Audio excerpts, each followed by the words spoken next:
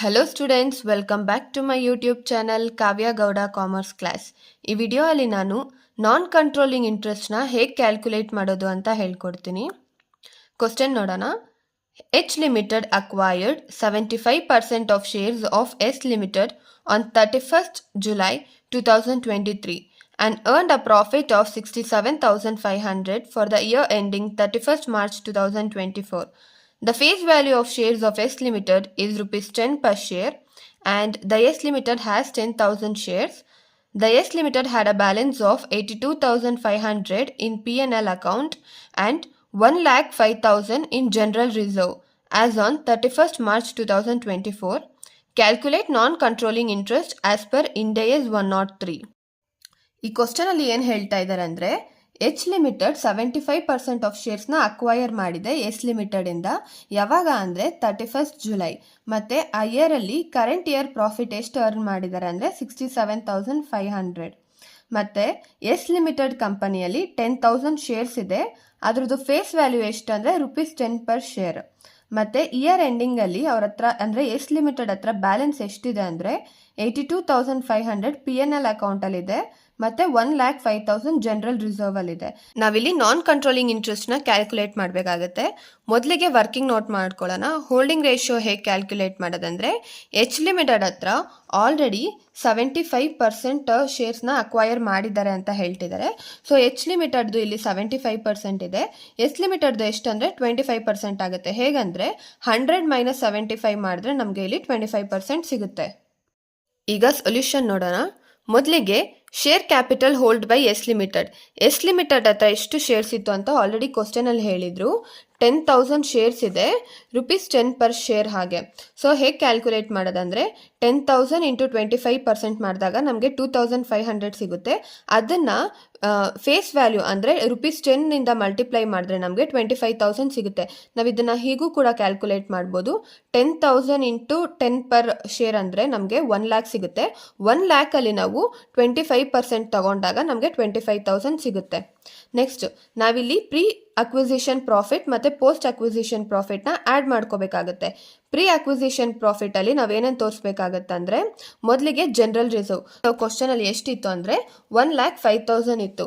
So ನಾವಿಲ್ಲಿ 1,05,000 ಮತ್ತು S limited holding ratio ನಾವು ಎಷ್ಟು ಫೈಂಡ್ ಔಟ್ ಮಾಡಿದ್ವಿ 25% ಇತ್ತು. ಸೊ 1,05,000 ಇಂಟು 25% ಮಾಡಿದಾಗ ನಮಗೆ 26,250 ಸಿಗುತ್ತೆ. ನೆಕ್ಸ್ಟ್ P&L ಅಕೌಂಟಲ್ಲಿ ಎಷ್ಟಿದೆ ಅಂದರೆ ಇಲ್ಲಿ ಕ್ವಶನಲ್ಲಿ ಹೇಳಿದ್ದಾರೆ 82,500 ಇಯರ್ ಎಂಡಿಂಗಲ್ಲಿ ಇದೆ. ಆದರೆ ಇದರಲ್ಲಿ ಕರೆಂಟ್ ಇಯರ್ ಪ್ರಾಫಿಟ್ ಬಗ್ಗೆ ಕೂಡ ಇನ್ಫಾರ್ಮೇಷನ್ ಕೊಟ್ಟಿದ್ದಾರೆ. ಕರೆಂಟ್ ಇಯರ್ ಪ್ರಾಫಿಟ್ ಎಷ್ಟಿತ್ತು ಅಂದರೆ 67,500 ಇದೆ. ಸೊ ನಾವಿಲ್ಲಿ 82,500 ಮತ್ತು ಇದನ್ನು ಮೈನಸ್ ಮಾಡಿ ತೋರಿಸ್ಬೇಕಾಗತ್ತೆ. P&L ಅಕೌಂಟಲ್ಲಿ 82,500 ಮೈನಸ್ 67,500 ಮಾಡಿದಾಗ ನಮಗೆ 15,000 ಸಿಗುತ್ತೆ. ಈ 15,000 ಮೇಲೆ ನಾವು 25%ನ ಕ್ಯಾಲ್ಕುಲೇಟ್ ಮಾಡಬೇಕಾಗತ್ತೆ. ಆವಾಗ ನಮಗೆ 3,750 ಸಿಗುತ್ತೆ. ಅದಾದಮೇಲೆ ನೆಕ್ಸ್ಟ್ ನಾವೇನು ಫೈಂಡ್ ಔಟ್ ಮಾಡ್ಕೋಬೇಕಂದ್ರೆ ಪ್ರೀ ಅಕ್ವಿಸಿಷನ್ ಪ್ರಾಫಿಟಲ್ಲಿ ನಾವು ನೆಟ್ ಪ್ರಾಫಿಟ್ನ ಫೈಂಡ್ ಔಟ್ ಮಾಡ್ಕೋಬೇಕು. ಕ್ವಶನಲ್ಲಿ ನೆಟ್ ಪ್ರಾಫಿಟ್ ಎಷ್ಟಿದೆ 67,500 ಇದೆ. ಸೊ ಈ 67,500ನ ನಾವು 25% ಮಾಡ್ಕೋಬೇಕಾಗತ್ತೆ. ನೆಕ್ಸ್ಟ್ 4/12.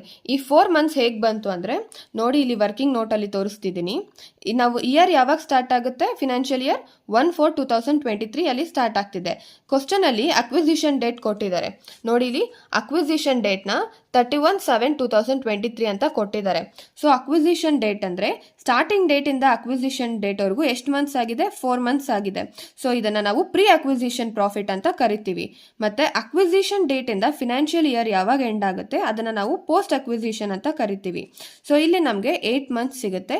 ಸೊ ಇದನ್ನು ನಾವು ಪೋಸ್ಟ್ ಅಕ್ವಿಸಿಷನ್ ಪ್ರಾಫಿಟಲ್ಲಿ ತೋರಿಸ್ಬೇಕಾಗುತ್ತೆ. ಸೊ ಇಲ್ಲಿ ಪ್ರಾಫಿಟಲ್ಲಿ ನಾವು 1/4/2023 ಇಂದ 31/7/2023 ಅಲ್ಲಿ ಆಲ್ರೆಡಿ ಫೈಂಡ್ ಔಟ್ ಮಾಡ್ದಂಗೆ 4 ಮಂತ್ಸ್ ಇರೋದ್ರಿಂದ 4/12 ತೋರಿಸ್ಬೇಕಾಗುತ್ತೆ. ಕ್ಯಾಲ್ಕುಲೇಟ್ ಮಾಡಿದಾಗ ನಮಗೆ 5,625 ಸಿಗುತ್ತೆ. ನೆಕ್ಸ್ಟ್ ಪೋಸ್ಟ್ ಅಕ್ವಿಸಿಷನ್ ಪ್ರಾಫಿಟಲ್ಲಿ ನಾವು ಆಲ್ರೆಡಿ ಎಷ್ಟು ಮಂತ್ಸ್ ಅಂತ ಕ್ಯಾಲ್ಕುಲೇಟ್ ಮಾಡಿದ್ವಿ. ಇಲ್ಲಿ 4 ಮಂತ್ಸ್ ಇದೆ ಅಂದರೆ ಇನ್ನು ರಿಮೈನಿಂಗ್ ಎಷ್ಟಿದೆ ಅಂದರೆ 8 ಮಂತ್ಸ್ ಇರುತ್ತೆ. ಸೊ 67,500 ಇಂಟು ಎಸ್ ಲಿಮಿಟೆಡ್ದು ಹೋಲ್ಡಿಂಗ್ ರೇಷಿಯೋ ಎಷ್ಟಿದೆ 25% ಇಂಟು 8/12 ಮಾಡಿದಾಗ ನಮಗೆ 11,250 ಸಿಗುತ್ತೆ. ಇದು ಪೋಸ್ಟ್ ಅಕ್ವಿಸಿಷನ್ ಪ್ರಾಫಿಟ್ ಆಗಿರುತ್ತೆ. ನೆಕ್ಸ್ಟ್ ನಾವೇನು ಮಾಡಬೇಕಂದ್ರೆ ಈ ಶೇರ್ ಕ್ಯಾಪಿಟಲ್ ಎಷ್ಟು ಹೋಲ್ಡ್ ಮಾಡಿದ್ದಾರೆ ಅಂದರೆ 25,000 ಎಷ್ಟು ಹೋಲ್ಡ್ ಮಾಡಿದ್ದಾರೆ ಅದ್ರ ಜೊತೆ ನಾವು ಪ್ರೀ ಅಕ್ವಿಸಿಷನ್ ಪ್ರಾಫಿಟ್ ಮತ್ತು ಪೋಸ್ಟ್ ಅಕ್ವಿಸಿಷನ್ ಪ್ರಾಫಿಟ್ನ ಆ್ಯಡ್ ಮಾಡಿ ತೋರಿಸ್ಬೇಕಾಗುತ್ತೆ. 25,000 ಇದೆ ಇಲ್ಲಿ, ನಾವು ಪ್ರೀ ಮತ್ತು ಪೋಸ್ಟ್ ಆ್ಯಡ್ ಮಾಡಿದಾಗ 46,875 ಸಿಗುತ್ತೆ. ಸೊ 25,000 ಜೊತೆ 46,875 ಆ್ಯಡ್ ಮಾಡಿದಾಗ ನಮಗೆ ನಾನ್ ಕಂಟ್ರೋಲಿಂಗ್ ಇಂಟ್ರೆಸ್ಟ್ 71,875 ಸಿಗುತ್ತೆ. ಸ್ಟೂಡೆಂಟ್ಸ್, ಇದಾಗಿತ್ತು ಇವತ್ತಿನ ವಿಡಿಯೋ. ನಿಮ್ಗೇನಾದರೂ ಈ ವಿಡಿಯೋ ಇಷ್ಟ ಆಗಿದ್ದರೆ ಲೈಕ್ ಮಾಡಿ, ಶೇರ್ ಮಾಡಿ ಮತ್ತು ಸಬ್ಸ್ಕ್ರೈಬ್ ಮಾಡಿ. Thank you.